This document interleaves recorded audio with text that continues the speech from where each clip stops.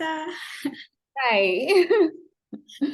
So we met at IIT Madras in 2014, and I would like to know what were you doing back then in the summer internship we had met. So what was your project on? So as far as I remember, I was studying something on quantum optics. Okay. Yeah, I did not have a very well-defined project or something. I was working with a theory professor in IIT Madras and working on some of the basics of quantum mechanics and quantum optics because it was still very early in my undergraduate degree. So it was not very possible for covering different aspects of a fully fledged project. So, Mhm. I did my undergrad in ICER. So in ICERs, it was very common that we used to go for Hmm. summer research projects during the summer. Okay, to explore different research. Yeah, yeah. Yeah. And during that internship, it was a very interesting feature of the internship was that each of the lecturer of the university came and talked to us About, about their research and what the whole topic was about. Yeah, yeah, yeah. yeah. Okay, so you were doing your what was the degree that you were doing at ICER?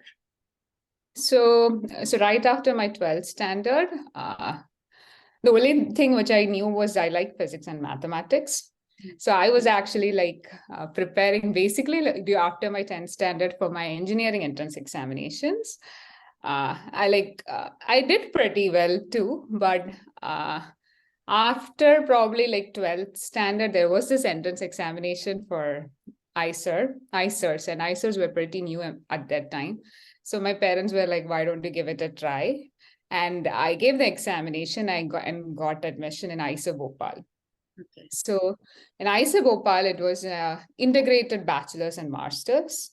It's a 5-year degree course, and where you in the first 2 years you actually study physics, chemistry, biology, mathematics, and from third year onwards you choose a subject which you want to pursue as your main research.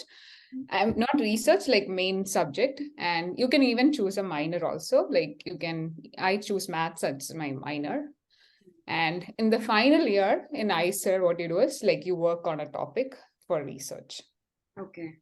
So what was your research topic? So I was working on optics.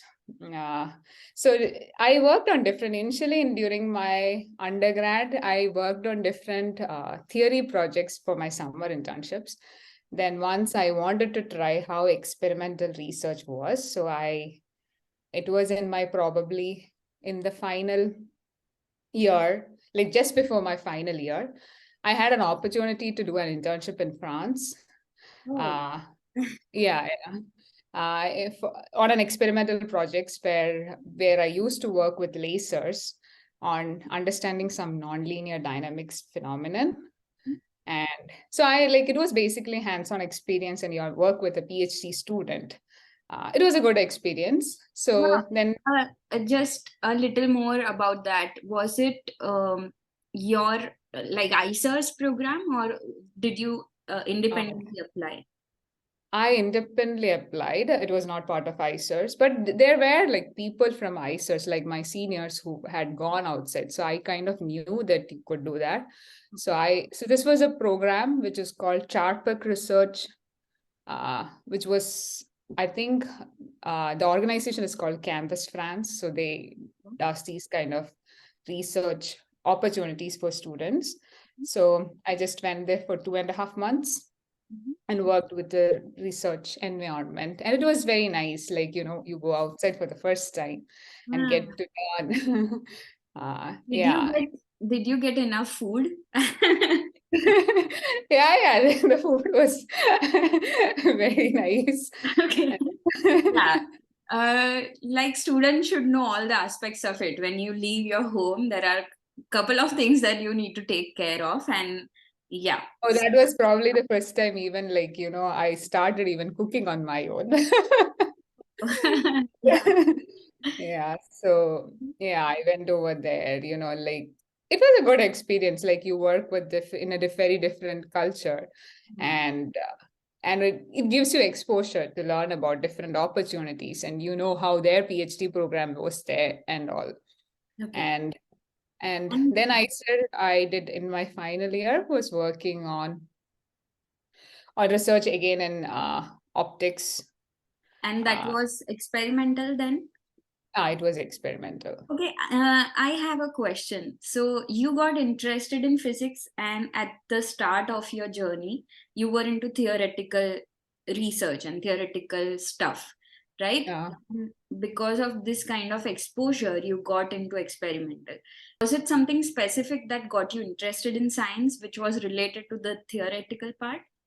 Because that's what happened with me. I was a lot interested in Einstein's work, and that's what dragged me into physics. So, yeah, so I never got really interested in experimental sciences until I started my research in physics. Oh, okay. I probably like, I think I had this likingness for physics probably from a young age, or like during my schooling. Among all the subjects, I used to like physics and maths a lot. And what So was the reason for that?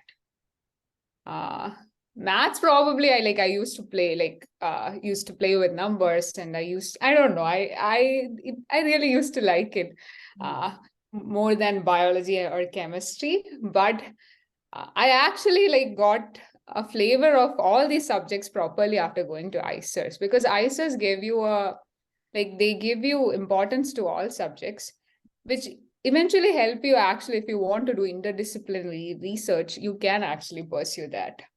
But I never really went in that direction except for going in the experimental physics. So Okay. And post your master's? So in the final year of, I wanted to pursue a PhD, and so I applied mainly in US. I only applied in US. So I gave the GRE exam and applied to different universities in US. And eventually I chose University of Pittsburgh to do my research. So the reason why I chose Pittsburgh was like I wanted to work in optics.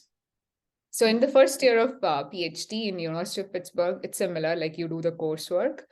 I did not do pretty much any research. I was just working on the coursework, and I continued my path in optics.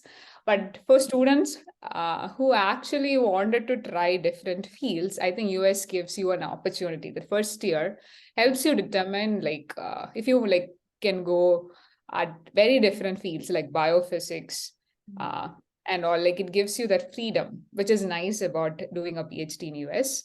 I have friends like who did interdisciplinary PhD research, but I was working on, it was the same thing I wanted to work with, like lasers. I used to like it, so that's why I decided to work with. I did photo emission spectroscopy for my PhD.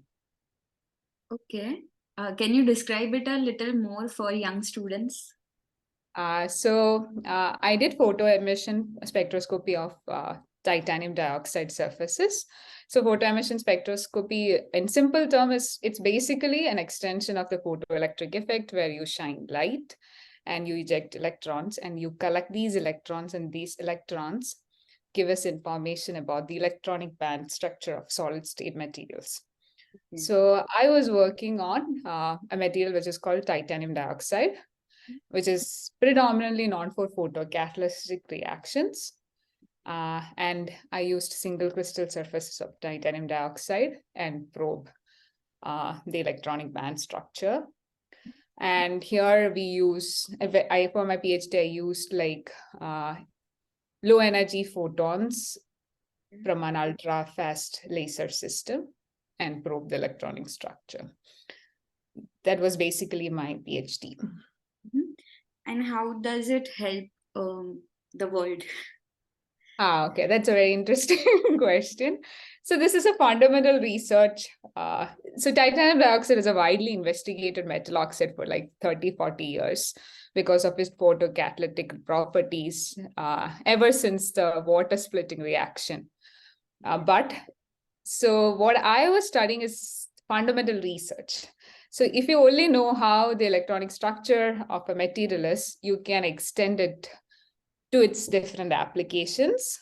So you need some way to probe the electronic structure of material. So that is what I was doing, which will eventually help probably in applications. That was So where are the applications, like in real world? Where do we see this material? so, so titanium dioxide is there in sunscreens for as a simple, and also it is there in solar cells.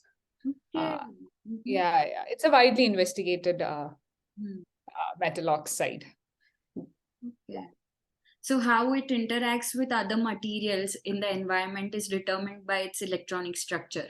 So that's important to probe. Yeah. Like how it acts as a photocatalytic for water or like any of the gases, it is important to probe. Okay. So like whether sunscreen is waterproof or not. Oh, that is a trivia. I don't think I can answer that. But Okay. yeah. Okay. But yeah, Okay. and it is a highly absorbent for UV energy. And so that is the main advantages of titanium dioxide. So I used surface science techniques, that is the photoemission spectroscopy, to study the band structure of the material.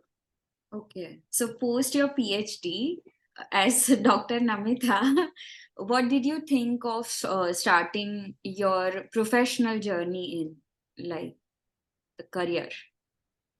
I actually wanted to try giving an attempt in getting into an industrial job.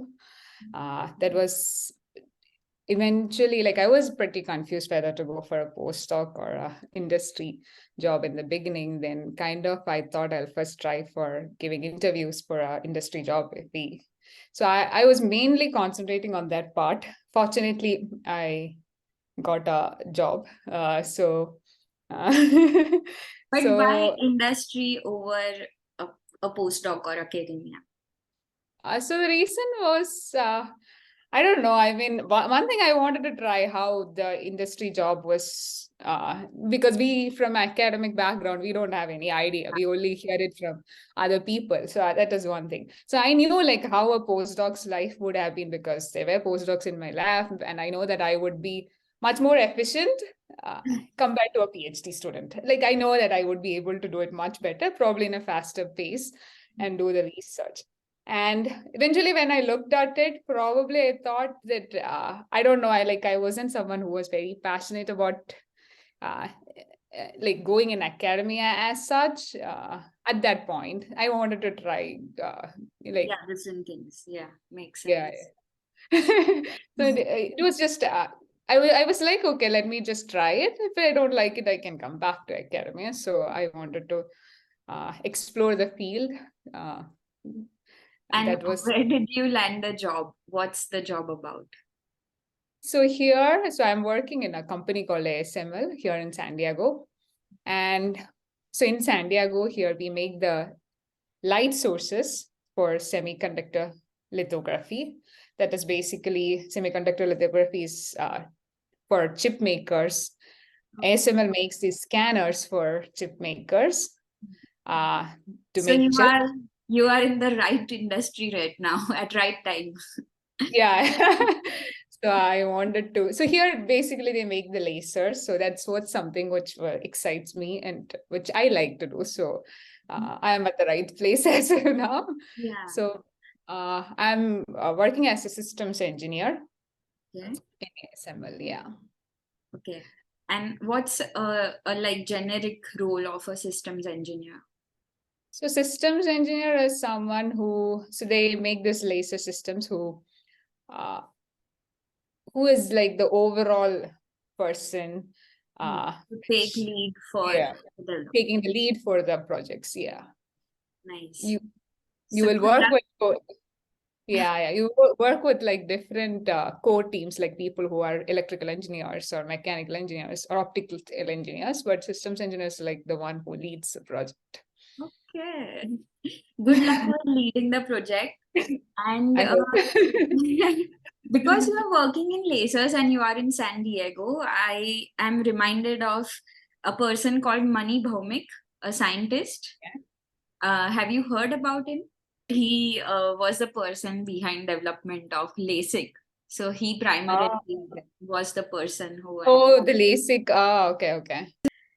So would you have any piece of advice for students who would either want to pursue a career in STEM, or if not, then anything else that you would want to suggest them that they should do while building their career? One thing which I would tell students, or something which I learned is like, take every opportunity you have, whether it's an internship or whether we're working with someone or explore different fields. You never know what you ultimately would like. I was someone who was probably a little hesitant about shifting the fields and all. Like that's why that is not bad, but still, I would say that like it's always good to learn different aspects of physics or any fields, any subject, science. Now I think that okay, probably if I knew what more of biology or something, I could have done something interdisciplinary. That time I was a little skeptical. I was like, oh, I don't know much about it, but I feel that it's always nice to have a broader view and be very open to all Yeah. opportunities. Yes. So when you are when you are small, there's a lot of ample amount of time to explore different things, and you should not restrict yourself to only Yeah, one thing. And you never know how different things will combine and make a beautiful career for you and beautiful life for you. yeah, yeah. So, yeah.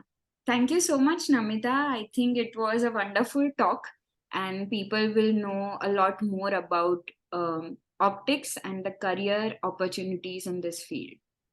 So, thank you. Thank you so much for calling me. It was very nice to talk to you.